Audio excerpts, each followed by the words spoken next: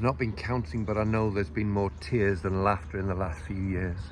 And after pausing for reflection, I think we can agree that by far the largest part of all that heartache's down to me and that tendency to see and yet not see at the same time how extraordinarily fortunate I've been throughout my life. But instead I do perseverate on negative events, interpret every moment as just further evidence of the ways in which I've failed to achieve, and even worse, the ways in which this world has failed me. I've not been listening, but I know that even in the kindest words I have heard implicit criticism. I've found reasons to be hurt, and I have bristled at imaginary slights in well-meant lines. It is that tendency to hear and yet not hear at the same time how extraordinarily fortunate I've been.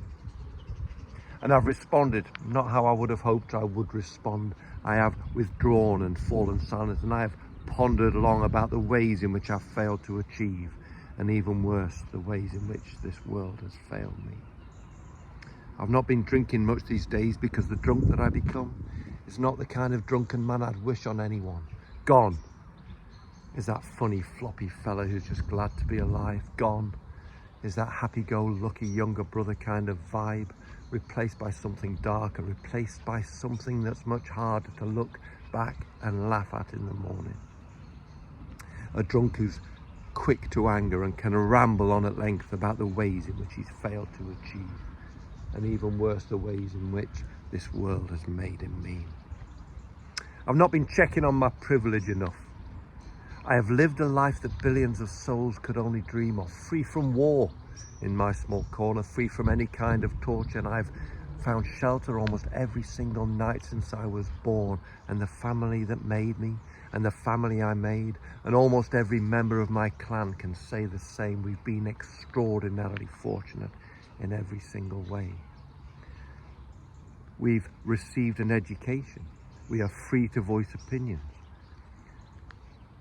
We've had friends and we've had lovers and not witnessed their starvation because we've eaten every day. We have worked and we've been paid, and yet there's still a part of me that wishes to complain about the ways in which I've failed to achieve, and even worse, the ways in which this world has failed me.